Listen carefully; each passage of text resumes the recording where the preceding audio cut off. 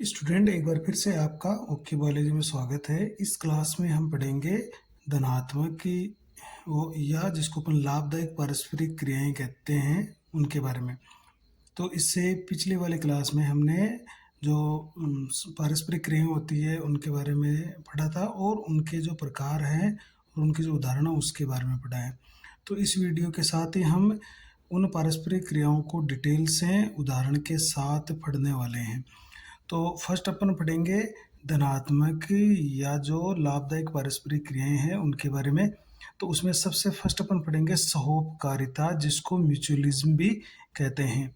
इसको हम दिखाते हैं प्लस प्लस से। इसका मतलब है जब दो जातियां पारस्परिक क्रियाएं करती है तो दोनों को ही फायदा होता है। तो हम इसकी परिभाषा कह देंगे कि ऐसी पारस्परिक क्रिया जिससे दोनों जातियों को लाभ होता है उसे सहोपकारिता कहते हैं। सहोपकारिता एक सहजीवी संबंध है जो दोनों जातियों के जीवन के लिए आवश्यक होता है। तो जो इनके बीच में पारस्परिक क्रिया करने के दौरान जो संबंध बनता है वो एक बहुत ही स्पेशल और घनिष्ठ विशिष्ट संबंध होता है जो दोनों जातियों के जीवन के लिए आवश्यक होता है। यदि ये संबंध विच्छेद होता है तो दोनों जातियों का जीवन है वो खतरे में पड़ जाता है। इसलिए क्या करती है, जो जातियां संबंध बनाती है सौपकारिता या म्यूचुअलिज्म के रूप में, तो वो एक दूसरे को फायदा पहुंचाते हुए अपना जीवन यापन करती है। तो ये एक ऐसी पारस्परिक क्रिया है जिसमें दोनों जातियों को फायदा होता है और ये सौपकारिता होती है। तो अब इसके अपन उदाहरण पढ़ने वाले हैं। तो फर्स्ट एक उदाहरण है इसका लाइकेन। देखिए, तो लाइकेन क्या होते हैं, शैवाल तथा कवक का जो सहजीवी संबंध होता है उसको हम लाइकेन कहते हैं। इसमें जो कवक यानी लाइकेन का मतलब हो गया शैवाल और कवक का आपस का जो सहजीवी संबंध है। अब इसमें कवक क्या करता है, कवक मृदा से जल व अति आवश्यक खनिज पोषक तत्वों का अवशोषण करके शैवाल को उपलब्ध करवाता है और बदले में शैवाल क्या करता है, चूंकि उसमें पुनर्नृत्य होता है इसलिए शैवाल क्या करेगा, प्रकाश संश्लेषण द्वारा भोजन बनाकर कवक को देता है।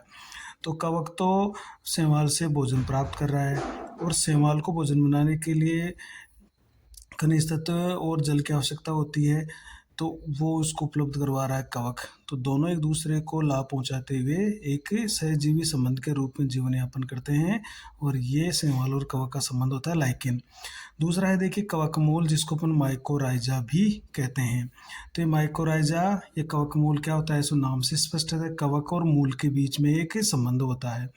तो कवक और उच्च वर्गीय जो पादप होते हैं उनकी जड़ों के मध्य पाए जाने वाला एक सहजीवी संबंध कवकमूल या माइकोराइजा कहलाता है। अब इसमें जो कवक होता है वो क्या करता है, मृदा से मुख्यतः अति आवश्यक खनिज पोषक तत्वों के अवशोषण में पादप की मदद करता है तथा बदले में पादप क्या करता है, कवक को आवास देता है और भोजन भी प्रदान करता है। तो कवक पौधे के लिए सहायक है, जबकि पौधा कवक को फायदा पहुंचा रहा है। तो दोनों एक दूसरे को फायदा पहुंचाते हुए, तो कवक मूल भी सौपकारिता का उदाहरण है लाइकेन की तरह। तीसरा जो महत्वपूर्ण उदाहरण है वो है पादप प्राणी संबंध। तो देखिए इसमें पादप और प्राणी संबंध है, मतलब पादप और जो एनिमल होते हैं उनके बीच में रिलेशन होता है जिससे दोनों एक दूसरे को फायदा पहुंचाते हैं। तो पादपों को परागण तथा बीजों के प्रकीर्णन के लिए प्राणियों की मदद लेनी पड़ती है, क्योंकि हम जानते हैं कि पौधों में जो परागण की क्रिया होती है उसमें बहुत सारे कीट मदद करते हैं, या जो उनके बीज होते हैं उनको एक स्थान से दूसरे स्थान तक ले जाने में और उनको फैलाने में भी बहुत सारे जो एनिमल होते हैं वो मदद करते हैं। तो पादपों को कहीं ना कहीं जानवरों की जरूरत पड़ती है। अतः पादप क्या करेंगे, अतः पादप इस मदद के लिए शुल्क या पुरस्कार के रूप में परागणकारी जो जंतु होते हैं उनको पराग एवं मकरंद, जो कि मीठा स्वादिष्ट भोज्य पदार्थ होता है, वो उपलब्ध करवाती है तथा बीजों के प्रकीर्णन करने वाले जंतुओं को रसीले और पोषक फल देते हैं। तो कुछ जो पादप होते हैं वो परागणकारी जो जंतु होते हैं या बीजों को प्रकीर्णन करने वाले जो जंतु होते हैं उनको पुरस्कार के रूप में या उनको इनाम के रूप में पराग या मकरंद दे देंगे और बीजों को प्रकीर्णन करने वाले जंतुओं को मीठे मीठे स्वादिष्ट रसीले और पोषक फल देते हैं। तो जब ये जानवर या जंतु इन फलों को खाते हैं तो कहीं ना कहीं उस बीज को भी वो दूर जाकर प्रकीर्णित या फैला देते हैं। अतः पादप प्राणी पारस्परिक क्रिया में सहोपकारिता के लिए देखिए एक अन्य शब्द का इस्तेमाल किया गया है जिसका नाम है सह विकास शब्द शामिल किया जाता है। तो ये भी ध्यान रखिएगा कि पादप प्राणी पारस्परिक क्रिया में सहोपकारिता के लिए किस शब्द का इस्तेमाल हुआ है, सह विकास का शब्द का इस्तेमाल किया गया है। अर्थात ऐसी सहोपकारिता पारस्परिक क्रिया में पादप व प्राणी दोनों का विकास मजबूती से जुड़ा रहता है। तो इसमें पादप का भी विकास जुड़ा हुआ है और प्राणी दोनों का विकास जुड़ा हुआ है। पादप प्राणी के सहयोग से विकास करता है, प्राणी पादप के सहयोग से विकास करता है। तो एक तरह से यह सह विकास हो गया। तो इस सहोपकारिता को हम सह विकास भी कहते हैं। अब इसमें एक महत्वपूर्ण तथ्य यह भी है कि पादप प्राणी लाभकारी तंत्र की धोखेबाजी से रक्षा होनी चाहिए। धोखेबाजी का मतलब है कि कुछ ऐसे जानवर होते हैं, एनिमल होते हैं जो मकरंद को भी चूस लेते हैं और फलों को भी खा लेते हैं, लेकिन बीजों का प्रकीर्णन नहीं करते हैं या परागण की क्रिया में कोई सहयोग नहीं देते हैं। तो ऐसे जानवरों में को उसकी रक्षा होनी चाहिए। तो कहने का मतलब है पादप प्राणी लाभकारी तंत्र की धोखेबाजी से रक्षा होनी चाहिए, क्योंकि कुछ प्राणी क्या करते हैं, परागण की क्रिया में सहायता किए बिना ही मकरंद चुरा लेते हैं। तो मतलब मकरंद तो चुरा लिया, लेकिन पौधा जो चाह रहा था कि परागण की क्रिया करें वो परागण की क्रिया नहीं हुई। तो ऐसे जानवरों या एनिमल से जो धोखेबाजी होती है पौधे को, उससे उसकी रक्षा होनी चाहिए। इसका मतलब ये है। पादप प्राणी संबंध सहोपकारिता के सबसे शानदार और विकास की दृष्टि से लुभावने उदाहरण है। तो ये भी प्रश्न बन सकता है, इम्पोर्टेंट है बात, कि जो विकास की दृष्टि से एक लुभावना और सबसे शानदार उदाहरण कौन सा है सहोपकारिता का, वो है पादप प्राणी संबंध। तो इस तरह से प्रश्न आ सकता है कि सहोपकारिता का विकास की दृष्टि से सबसे शानदार और लुभावना उदाहरण डैश डैश डैश होता है। तो आपको लिखना है पादप प्राणी संबंध। अब देखिए हम कुछ महत्वपूर्ण पादप प्राणी संबंध की चर्चा करते हैं। तो पादप प्राणी पारस्परिक क्रिया में सहोपकारिता के लिए प्रायः सह विकास या कोओव्यूलेशन शब्द का शामिल किया जाता है। तो सह विकास शामिल किया जाता है मतलब प्राणी का और पौधे का दोनों का विकास एक दूसरे के द्वारा होता है। अर्थात पुष्प का विकास और परागणकारी जो जातियां होती है, जो जंतु होते हैं, उनका विकास एक दूसरे से मजबूती से जुड़ा होता है।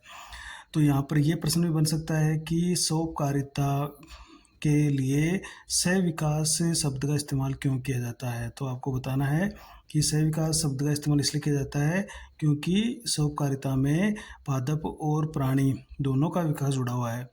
पौधे की सहायता से प्राणी का विकास होता है और प्राणी की सहायता से पौधे का विकास होता है। तो इस तरह से दोनों एक दूसरे जुड़े हुए हैं। अब यहाँ पर जो महत्वपूर्ण पादप प्राणी संबंध है उसकी चर्चा करते हैं। देखिए, और एक बहुत ही शानदार और महत्वपूर्ण उदाहरण है अंजीर का जो पेड़ है और जो बर जाति है। बर को हम क्या कहते हैं, इसको हम ततैया भी कहते हैं, ततैया। तो जो बर या जो ततैया होता है उसका अंजीर का जो पेड़ होता है, उन दोनों में एक बहुत ही स्पेशल संबंध है। देखिए, तो होता क्या है कि अंजीर के पेड़ों और बर जाति के बीच परागण के लिए एक मजबूत संबंध होता है। अंजीर केवल बर जाति से ही परागित हो सकती है। मतलब अंजीर का एक स्पेशल विशेषता ये है अंजीर के पेड़ की कि उसके जो पुष्प होते हैं वो स्पेशल बर जाति या ततैया की जाति से ही परागण उसमें होता है। अब इसमें जो मादा बर होती है वो क्या करती है, अंजीर के फल के अंदर, कुछ अंजीर के पौधे पर कुछ फल लगे रहते हैं, तो उन फलों के अंदर जैसे इसका एक बिल्कुल गोल फल होता है, तो उसके अंदर एक छिद्र होता है, उसके अंदर बीज का विकास हो रहा होता है इस फल के अंदर। तो क्या करता है, मादा जो बर होती है वो अंजीर के फल के अंदर अंडे देती है और फल के अंदर वृद्धि कर रहे कुछ बीजों को उसके जो डिंपक होते हैं, जो लार्वा होती है, उस लार्वा के पोषण के लिए उपयोग करती है। तो देखिए अंजीर क्या कर रहा है, अंजीर मादा बर को रहने के लिए जगह दे रहा है, अंडे देने के लिए जगह दे रहा है और उसके अंडों से जो लार्वा निकलते हैं उन लार्वाओं के पोषण के लिए अपने कुछ बीजों को भी दे रहा है। तो मादा बर क्या करती है? अंडे देने के लिए उपयुक्त स्थल की तलाश करते हुए अंजीर के पुष्पों को परागित करती है। देखिए, तो जो मादा बर है वो उड़ती रहती है और विभिन्न जो फल लगे हुए हैं या जो पुष्प लगे हुए हैं उन पर बैठती रहती है। तो जब ये अपने एक अच्छे स्थल की तलाश करती है अंडे देने के लिए, तो ये अंजीर के पुष्पों का परागण कर देती है। इसके बदले में अंजीर क्या करता है? कुछ वृद्धि कर रहे हैं बीजों को बर के जो डिंपक होते हैं या जो लार्वा होते हैं उन लार्वा को आहार के रूप में देता है। देखिए, अंजीर और बर का क्या संबंध हुआ? बर परागण की क्रिया करता है अंजीर में, अब अंजीर इसको बदले में क्या दे रहा है? वो अपने वृद्धि कर रहे बीजों को आहार के रूप में दे रहा है इसके लार्वा को, और अंड निक्षेपण यानी अंडे देने के लिए इसको जगह भी दे रहा है। तो कहीं ना कहीं अंजीर और बर में बहुत ही स्पेशल संबंध है। दोनों एक दूसरे को फायदा पहुंचा रहे हैं, जिससे ये आराम से एक अंजीर के पौधे में परागण की क्रिया भी हो जाती है और बर जाति का विकास भी होता है। एक अन्य उदाहरण अपन पढ़ेंगे, आर्किड पुष्प का मक्खी द्वारा परागण। ये भी देखिए बहुत स्पेशल है। जो आर्किड जो छोटे पादप होते हैं, तो आर्किड के जो पुष्प होते हैं उस पुष्पों में बहुत अधिक विविधता पाई जाती है। मतलब ये है कि आर्किड के पुष्प अलग अलग आकार आकृति के पाए जाते हैं और ये अनेक सही परागणकारी कीट, जिसमें कोई भ्रमर भोरा हो या गुंजन मक्षिका हो, कोई मक्खी हो, को आकर्षित करने के लिए विकसित हुए हैं। जो तरह तरह के इसमें पुष्पों के जो रूप विकसित हुए हैं वो इसलिए हुए हैं कि ताकि ये अलग अलग टाइप के भौरों को या भ्रमरों को या गुंजन मक्षिकाएं जो होती है, मक्खियाँ होती है, उनको आकर्षित कर सके और परागण की क्रिया उसमें संपन्न हो सके, ताकि पादप में निश्चित रूप से क्या हो सके?